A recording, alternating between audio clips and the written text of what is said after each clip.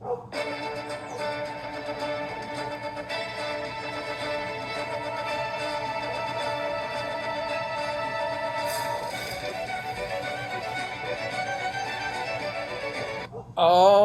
snap. Only the real OGs know what that theme song is from. And only the realest of the reals know what this shirt is from. Actually, most people probably know what this shirt's from. I apologize in advance. I'm outdoors. Those are actually not my dogs for a change. Those be neighbor dogs. Much beefier bark right there. Those some big dogs right there. So it's all good. It is all good in the hood. We bring you the debut in week 7, the matchup preview show. Normally, I wait till at least I've racked up one win. We couldn't wait longer. We couldn't just keep waiting. We don't know when that's going to happen. It might not be anytime soon for the team managed by this guy right here. So we decided let's go ahead, fire one up right now. It's been so long, I kind of feel like Ricky Bobby. I don't know what to do with my hands right now, but I'm going to try to make the best of it right here for you boys. I know I've been waiting on some content. I know we're about to just be inundated with some. I know A-Harb is working on something. Benny Boy's going to see this. He's going to be inspired to get a cup of Joe. I can feel it deep in my loins that that's what's going to happen. So without further ado, I mean, let's get right into it. It's been a while since we've been here. Let's take an update, a look at the standings, talk about the matchups, and really, delve into this beautiful league that we have here. I'll try to have you out in 15 minutes, maybe 20. So when you look at the standings right there, first team, best to exercise, and A-Harb's come in, hadn't missed a beat, 4-1-1. Only team with 4 wins and only 1 loss. We do have some other teams with 4 wins, but 2 losses, 3 wins, but 1 loss, and we'll get to those in a minute. Leading the division on Return of the Jedi. In the other league, we have the Return of the Dragon, and Drunk Lemurs is leading that division. So all I can say is congrats to those two. It's early, and they might even have something they're battling for this week. I don't know. Bringing up the rear ends, I mean, Return of the Jedi has the best team, and then boom, 3 worst teams. I mean, 10, 11, and 12 reside in that division. Return of the Dragon, you are definitely the better division right now, but it's still early. It's week 7. We have so many more weeks. God, please say there's more weeks. Please say there's plenty more weeks. I mean, we got 21 total weeks. We got 14 left to go after this one. Plenty of time, plenty of dates and injuries and cool things to happen in the league this year. All right, well, let's get fired away with our first matchup of the week. We have Omni-Man versus Price of the Brick going up right there. So, Omni-Man, one of the most inconsistent teams. I mean, up, down, 2 wins, 4 losses, 11th place. Should probably be a little bit better right now. Getting by with, just the oddest of players. If you look at the team, he's got Gerardo Perdomo and, that's it. Paredes helping him out there. Austin Riley's doing the gig right there. Thankfully, those are my chickens, by the way. Apologies. Thank God he's heating up for the Braves and for his fantasy team. He also owns the ever infamous George Spring the Ding right now as well, and he's been, a point of contention in this league recently. We'll just leave it at that. If Griffin Canning can, stay healthy all year, we about to see this highly touted prospect just 5-6 years later. I don't know. For D-Harb, I'm hoping so. It'd be nice for him to have something to hang his hat on right there, a Griffin Canning pickup. If Zach Gallen can remember, oh yeah, he's like Cy Young worthy, like Cy Young quality pitcher, that would be even better. His middle reliever is pretty solid right there with Duvall. Waiver wire fine right there, as Ryan Walk knows all about.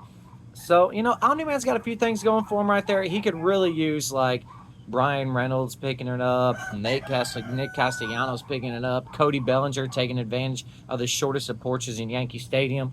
But, hey, maybe they'll figure it out, maybe they won't. I don't know. Playing this week against Price of the Brick, who ran into a buzzsaw last week, just as it was predicted in the first edition of the Doghouse we've seen in over 18 months, if not longer. You were in the midst of getting your groove back. You started slow, and then you realized, hey, I'm a champion. I got to carry this title. I got to, have some pride in myself. But nobody in the league is cheering for that other than you. Something that people are cheering for in Pittsburgh, though, is this Oneil Cruz. I mean, is this the year of superstardom for Oneil Cruz? I, for one, think so. I'm foreseeing you're gonna recognize this edition full of hot takes. Top 10 MVP candidate this year, if not top 7. You heard it here first.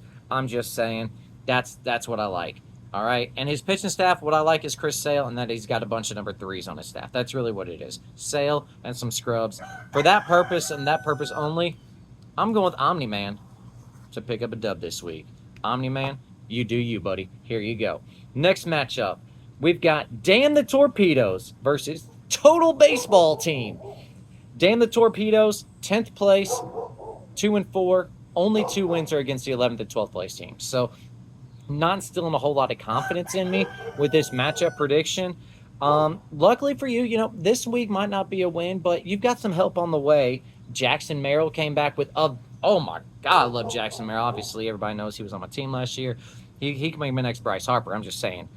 He's back and healthy and rocking the baseball. Some dude named Ronald Acuna Jr. I don't know if anybody's familiar with him. He's back soon and is on this team. And Jazz Chisholm and his torpedo bat, if it's not been shoved up somebody's ass by Bedell, he's on his way back. So, I mean, plenty of just firepower coming back for Damn Those Torpedoes. And, I mean, when you got Scooball and Skeens leading your staff, no words. They're the best 2 pitchers, just like Yahoo Sports and predicted for the rest of the season. Scooball and Skeens, definitely some studs right there. It's a shame that he's wasting away in Pittsburgh with O'Neal Cruz. Now, Total Baseball Team. You were rolling pretty cold in this last month, aside from the complete and total annihilation of Jaycock's team when you really needed it most, when you got to control his name. You really just, boom! Randy Macho Man Savage dropped the elbow on him. It was quite hilarious right there. It probably helps that you're owning this year's, another hot take, this year's AL Cy Young winner will not be Tariq Skubal on the team you're playing. It's going to be Hunter Brown on the team that you manage and that you own. Hunter Brown, that's a dude I've owned. Wish I owned him more, but I don't because you do, and that makes me sad. But he's going to be this year's AL Cy Young winner. Let's see. Look, most backward staff in the league. That was my other note I had here about you. Only staff in the league when I was looking. Starters have a higher K per nine than relievers. That's just not typical right there. So that's pretty awesome. Ben's starters are rocking some K per nine right now, which is brutal for the rest of the league if his offense can get his life together. I am going to predict Ben to be just good enough to beat Damn the Torpedoes because Ben's not a team that's in 11th or 12th. And that's who Damn the Torpedoes has only been able to beat this year. And plus, his reinforcements have not arrived. All right, let's go to the team that we were just referencing with Total Baseball Team, referencing one Bobby Cox, a.k.a. Grandpa Pussy of a coach. But he's no longer that. He's Bobby Cox, C-O-C-K-S, on a birthday cake. Eked out a win over the worst placed team last week. Not impressive. What is impressive, though, is that offense. 7 dudes. 7 of those players on your squad were in the top 90 overall last month. That is, no wonder your team is kicking the dickin' right now, and you've only got 1 loss on the year, and it was a tight loss. Well, I guess 12-2 isn't a tight loss. Sorry. Is because the offense can't be stopped. I got lucky last week that you had just a mid week and barely batted 220. That really helped me out. Not helped me out enough to win, but really helped me out. If some of those offensive stars rubbed off on your pitching staff, your team might be a title contender, even with you managing it, which is saying a lot. If you're still open to a Juan Soto trade, I'm still listening. I'm still here. Still got players I'm willing to wheel and deal. So just going to throw that at you. All is in your court. Going up against 4th place, L.A. Deferred right there. Barely avoided a 3-game losing streak last week after starting the year on a 3-game winning streak. With his smack talk, shit talking stuff right there of all things Cub related, White Sox related, Thrills related. The man just loves to bump them gums or flap them lips, as some of us say. You're just so damn lucky though, Rywalk, that Alex Bregman, the Fountain of Youth, we all thought was in Florida. It must be up there in the Northeast because there's a couple dudes up there in that division, that AL East, that are older and are somehow having some of the best years they've had in years right there. Looking at Alex Bregman, maybe a little Paul Goldschmidt action. I can't get by that. But what I can dig is not this sun in my face. That's really starting to tick me off, really grind my gears. Big Dumper, been up to Seattle multiple times, seen him play. Man, I'm glad to see him rocking and rolling right there. Even having him as your one of 2 catchers, which is quite odd. I don't know why Austin Wells is owned by you. But, hey, you're the manager of your team. I'll let you do it as you see fit. There we go. We'll rotate a little bit around to fix that. What I don't see fit, though, is a win in your future. I'm going with Bobby Cox because I like saying that name, and it's good for you. I like the taste. All right, so Bobby Cox picking up a win. He'll go to 4-1-2. Only team in the league with multiple ties. Multiple ties. 3 matchups to go here. Let's go ahead and look at Rakers versus De La Cruz. Both teams 3-2-1, 1-5, 1-6. Rakers haven't lost since week 3. That's pretty good right there. Hot as any team in baseball. And I got to tell you, any team with Aaron Judge, as evidenced by last year's owner of Aaron Judge, you got a chance to go all the way. The dude is just unstoppable right now. It is. If I was a Yankees fan, I would care a whole lot, but I'm just a baseball fan and I still care. So it's crazy what this man's doing. I can't put it into any words. Currently rocking an infield where, my bestie, Bryce Harper, is the coldest player of all, playing the worst of anybody in your infield, which is bananas. Somebody say Savannah Banana. This is not a Savannah Banana shirt, though. Outside of Zach Wheeler, though, you're going to need some starting pitching help. There's no if, ands, or buts about it right there. Like, Zach Wheeler's holding down the fortress for you, and other than that, boo doggies. You in some trouble. Is De La Cruz going to be the one to put you in trouble, though? I don't know. Squeaking by with wins and losses, except for his, week 1 performance right there. Currently being led by just a bunch of no-names. Like, guys you would never think about drafting or picking up, much let alone drafting. And Kyle Stowers, Austin Hayes, Elio Ramos right there. Just a complete opposite. Just what? Those are the dudes that are doing work for his team. Once they come back to reality, though, De La Cruz control could be in De La Shitsville because he's only got Vladdy and Ellie right there holding it down otherwise. Might want to, add some staff help, I believe. Might need to trade for one since, the staff ain't that great right there, De La Cruz, when I look at it. And, my notes are chicken scratch, so I can't really see. Oh, you know what? I lied. You might need to trade some of that starting pitching. Yeah, you got a lot of good stuff. I forgot about that. You were one of the few teams that has a rocking staff outside of a team we have yet to reference yet and will be up soon. Yeah, I would trade some of that, dude. I mean, you got Tony G, you got Joe Ryan, Michael King, Yoshi, Sanchez, a lot of good starters. Even Liberatore, killing it, kicking the dickin', if you will. So you might want to be on the lookout to trade some of those because your IL is just Westbrook, and he's not been that great since the beginning of last year. All right, so I will say I don't foresee your dudes raking and jaking this week, so I'm going with Rakers to do the raking and pick up the dub. All right, 2 matchups to go. Let's go ahead and get this one out of the way. Last place team, 0-5-1, owned by yours truly. Only team in the league without multiple wins. Everybody else has at least 2. This team has 0, zilch, nada, nothing. A flat-out embarrassment. Probably about to lose platinum status, which just pains me to say. I don't really know what to say about my own team right here. They have been just the definition of underachievers, slow started. Damn the Torpedoes! Oh, shit. I got a trade offer. I can't wait to look at that in just a minute. I mean, nobody on this team is playing with a hoot and diddly other than Rafael Devers. There's no words. There's literally no words for it. Willie Abreu, I'm banking on him. Fan-freaking-tastic. Pitching staff, Sandy Alcantara couldn't throw it from me to the edge of this porch right now and hit the screen, which is a good 4 by 6 feet. So banking on him to come back healthy was a mistake. Anybody on my staff, I apologize in advance. You're going to have a terrible, terrible season.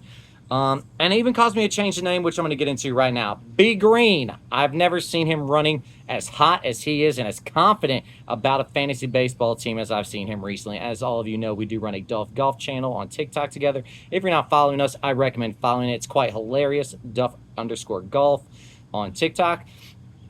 So I get to spend a lot of time with this bastard, and he has not been any more confident in years. Winning 3 of the last 4. If only ChatGPT had been around 10 years ago, the man might have made the playoffs once in his lifetime because that's what helped him this year. And I can't say he was wrong. Only thing I can say he's wrong about was owning Roki. Roki's been definitely a bad investment this year. Not getting the return that he expected. But other than that, the team is pretty much stacked. And B Green, I would like to propose a deal. If you see, I've altered my name this week to spite you just a little bit. I've called myself the PBMs. If anybody has ever followed B Green on Facebook, you know how he feels about PBMs.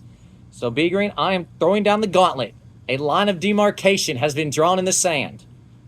I challenge you this week. I will pick up my first victory of the season over you. If I do, you buy the next round of golf. If I do not beat you, I will buy the next round of golf. Max price, $50. Take it or leave it. You have till 10:30 tonight to accept this offer. And seeing as how I just made that claim, PBMs is getting their first victory of the year. Just sitting here on this porch, making this video, has instilled the confidence in me that I needed to pick up my first victory of the season. Which leads me to two teams that have felt the victory circle multiple times this year. First and second place in our matchup of the week. Matchup of the week. We have the Drunk Lemurs in second place, Return of the Dragon division. First place, Best at Exercising. First place in Return of the Jedi division. I don't even remember naming the divisions that, but maybe B Green did. If he did, kudos to you. I did not think of those of them because I'm not a Star Wars fan. Drunk Lemurs halted his 2-game losing streak with a complete demolition of Torpedoes, and as we know, Torpedoes only beats terrible teams. Big name players are doing big name things for his team right now. I mean, Corbin, anybody that's supposed to be good is doing good for his team right now. Kyle Tucker, Corbin Carroll. I mean, the list goes on and on right there for the Lemurs. And it goes on by like 2 more players right there, if we're being honest. Trey Turner and who did I forget? How did I forget this man? Frederick Freeman. Frederick Freedog is doing work. God, I wish I had Frederick Freeman right now. And it's going so well, he can just pick up the likes of Jake, 5Ks per hit burger. I don't understand that. If his players stop playing well or get injured, the team goes down the toilet. There's no depth. There's nothing there. I'm sorry, Billy. It's studs and then straight up duds. Or all stars and all duds. I don't know. Ben Harbor would know better about that than I. Typical Billy staff, though. Relief pitchers out the wazoo getting K per 9 and some starters just meh. Corbin Burns is a meh pitcher now. Number 2, maybe. I don't consider him an ace anymore. Although Yahoo disagrees with me. Best at exercising the opponent. The winners of 3 in a row. All of his matchups have been very, very tight. Very tight. 9-5 is the biggest he's won this season. Are we finally getting a healthy Byron Buxton season? I mean, I wouldn't be opposed to seeing what he can do for 162 games. Most of us wouldn't be opposed to seeing what he could do for 100 games. I don't think we've seen that in years. We knew Trout wasn't going to give us one, so I'm glad maybe Byron Buxton will. So, good way to go out on a cliff there. Not even just like past the edge, like full-on cliff. Like I'm on the edge of the deck, but I could fall and be okay. You were on the edge of a cliff when you drafted all those players, and it looks like it might pan out A-okay. As paired with a staff that, as he's deemed it himself, the best in the league, which I have a hard time disputing that. He's going to be in a bunch of tight matchups right there. If his offense is just mediocre and his pitching staff does what they're supposed to do, he's never going to dominate anybody each week, but he's never going to be dominated each week. So A-Harb's kind of right there. 7-6, 8-5 matchups each week. He knows it. He has to know it. And he's probably confident in what his staff's ability and his offense to do just enough to carry him to victory each week. But since you're in my division, I don't want you to win this week, so I'm going to predict that Drunk Lemurs wins this week. I know I'm 18.5 games behind you somehow, but any loss is a good loss right now. So let's go Drunk Lemurs, picking up a victory to go to 5-2, while Best at Exercising goes to 4-2-1. So to recap, Omni-Man will pick up a victory. Drunk Lemurs will pick up a victory. Total Baseball will pick up a victory. Bobby Cox will pick up a victory. Rakers will pick up a victory. And PBMs will pick up his first victory of the year and win a free round of golf valued at $50 or less. Hopefully it's not $25 at St. Andrews. Aside from that, there's nothing else here, boys. I hope to see you soon. I can't make any promises, but I'll do my best. Until next time, Week 7 matchup preview show over and out.